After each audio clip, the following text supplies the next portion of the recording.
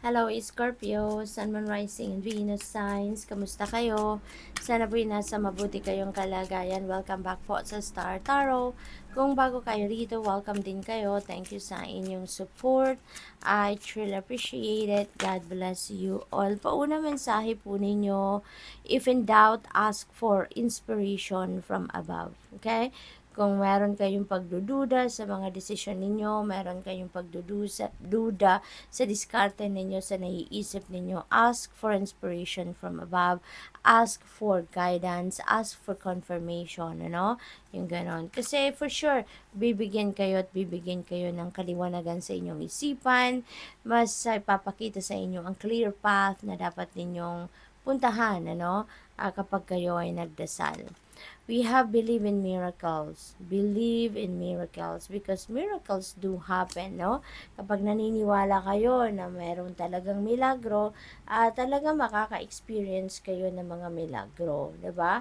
Kasi nga, 'di ba, kung anong pinaniniwalaan natin, kung anong nasa isip natin, anong nasa damdamin natin, yan ang talagang nangyayari. Yan ang talagang makikita natin sa ating 3D reality. So, kung naniniwala kayo na there are miracles, for sure, ipapakita sa inyo ng universe yan na indeed, there is miracles. The signs you are receiving are messages from your angels. Ayan. So, siguro, meron kayong natatanggap na mga signs, symbols, synchronicities dito. And those are messages from your angels, no?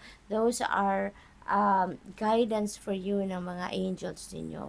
Maaring kailangan ninyo ng gabay, kaya gumagamit ang mga angels dito, or God is sending the angels to you para maghatid ng mga mensahe para sa inyo, and the angels also are using those signs, symbols, and synchronicities para makatch yung attention ninyo at ma-access ninyo kung anong ibig sabihin, no, ng mga signs na yon, at tayo na makakatulong sa inyo, no, na magkaroon kayo ng mental clarity, clear direction, yung ganon. Your inner strength can and will move mountains. Ayan, that's totoong totoo, no? Kasi kapag malakas ang inyong loob, kahit ano pa man ang mga pagsubok, ano pa man ang mga um, obstacles, challenging situations na dumating sa buhay ninyo, you know, yan ay makakayanan ninyo. Alright? Kaya, magtatagan lang ninyo lagi ang inyong loob, lakasan ang inyong, at tibayan ang inyong dibdib, you know, at pasasaan ba, no? At yung mga problema na yan, mga obstacles na yan, hindi ninyo yan iindahin. It will be easy for you, no, to find solutions to your problems, alright? So what else? We have grounded, keep to your roots, and stand taller than the trees. Ayan. So keep grounded, no? Keep grounded para magkaroon kayo ng balanse sa sarili ninyo. Mas lagi kayong makakapag-concentrate, mas lalo kayong makakapag-isip ng maayos, magkakaroon ng kalinawan ng inyong isipan, yung mga ganun ba, alright? What else? We have paths. Wander on the path less traveled. What you find might surprise you. Ayan. So, parang meron kayong pupuntahang sitwasyon sa ngayon na you've never been before, no? So, maaaring this is something na may discomfort kayo dati, iniisip ninyo na I will try this, pero maaaring umaatras kayo, maaaring nagbabago ang inyong isipan because, you know, it is something na maaaring hindi ninyo nakasanayan. Maybe it is outside of your comfort zone. Pero, ngayon, susubukan ninyo. Maaaring itatry ninyo yan ngayon. And, there is something there na masusurprise kayo. There is something there na hindi ninyo inaasahan. Pero, wow, mapapawaw kayo. Di ba? So, we have let go. Enjoy the pulsing light of the firefly, but don't hold on too tight. Okay? Let go. I-let go nyo na kung ano man ang mga bagay, sitwasyon na hindi naman na dapat, no?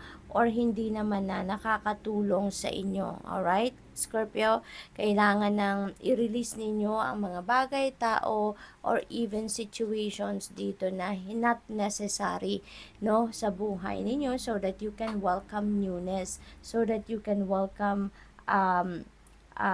something new or someone new na mas makakatulong sa inyo, no?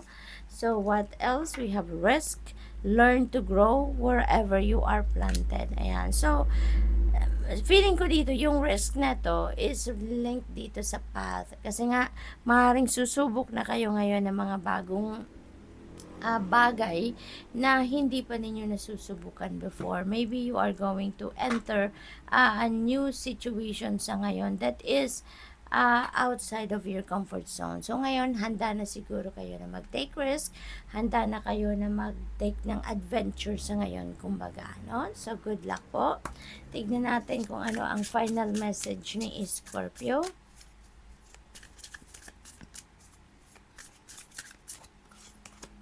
We have angel number 1919. Ayan, there is karma, no?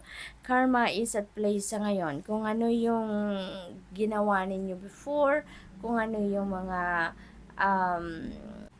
kind of energy na nilabas ninyo in the past, that is what is coming back towards you. Okay? So, may mga pagbabago na magaganap dito sa buhay ninyo. There is a promise of rebirth, no? Meron mga pagre-reset na mga bagay-bagay sa buhay ninyo at this time.